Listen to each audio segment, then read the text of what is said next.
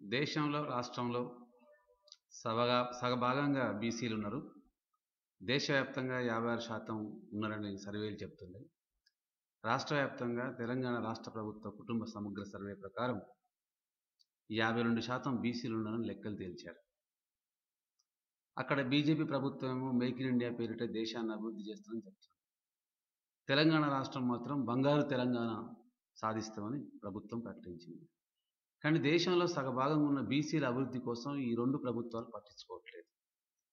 బీసీలను పట్టించుకోకుండా సగభాగంగా ఉన్న బీసీలను అభివృద్ధి చేయకుండా దేశాన్ని సర్వతోముఖ అభివృద్ధి ఎలా చేస్తారని చెప్పి మేము ప్రశ్నిస్తున్నాం. మొన్న తెలంగాణ రాష్ట్ర ప్రభుత్వం ప్రవేశపెట్టినటువంటి 1,15,689 కోట్ల రూపాయల బడ్జెట్లో 1,86,00,000 ఉన్న బీసీలకు కేవలం 2,172 కోట్లు మాత్రమే కేటాయించారు. అంటే 52% ఉన్న జనాభాకి 1.8% బడ్జెట్ కేటాయిస్తే ఈ తెలంగాణ రాష్ట్రం ఎలా అభివృద్ధి అయింది అని చెప్పి ప్రశ్నిస్తుంది. సుమారు 18 లక్షల కోట్ల రూపాయలతో కేంద్ర ప్రభుత్వ బడ్జెట్ని మోడీ గారు ప్రవేశపెట్టారు. మోడీ గారు మేము మొదటి బీసీని దేశానికి ప్రధాని గర్వంగా ప్రకటించారు. అలా బీసీ ప్రధానమంత్రి అయ్యాడు, మా బీసీలు బతుకులు బాగుపడతాయని చెప్పేసి దేశం అంతా బీసీలు సంతోషించారు.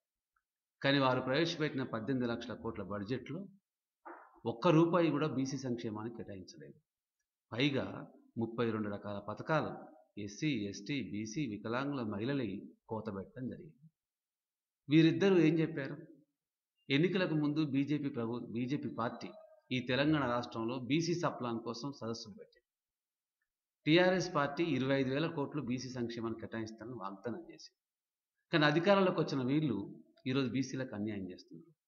అదేవిధంగా టీడీపీ, అప్పుడు అధికారంలో ఉన్న కాంగ్రెస్ పార్టీ అయితే స్వయంగా అసెంబ్లీ సాక్షిగా పితాని సత్యనారాయణ గారు మేము మళ్ళీ అధికారంలోకి వస్తే బీసీలకు సప్లాన్ పెడతామని చెప్పారు. కానీ ఈరోజు ఓడిపోయిన వాళ్ళేమో మర్చిపోయారు, గెలిచిన వాళ్ళేమో అన్యాయం చేస్తున్నారు. తెలంగాణ రాష్ట్రం అనేది భారతదేశంలో కోటి ఆశలతో, ఆకాంక్షలతో ఏర్పడ్డది. ఇంత తీవ్రమైన కోరికలతో ఏర్పడ్డ రాష్ట్రం భారతదేశంలోని ఏ రాష్ట్రం ఏర్పడలేదు. మరి ఇట్లాంటి రాష్ట్రంలో ఆ తెలంగాణ రాష్ట్రం కోసం 1,200 మంది అమరులైతే 800 మంది బీసీలు. తెలంగాణ రాష్ట్రం వచ్చిన తర్వాత చనిపోయినటువంటి రైతాంగంలో 1000 మందిలో చచ్చిపోయిన వాళ్ళు 800 మంది బీసీలు ఆత్మహత్యలు చేసుకొని రైతులు. అంటే త్యాగాలలో బీసీలు వాటా ఇచ్చారు. ఆఖరికి ఆకలి చావుల్లో కూడా వాటా తీసుకునే పరిస్థితి ప్రభుత్వం కల్పిస్తున్నది.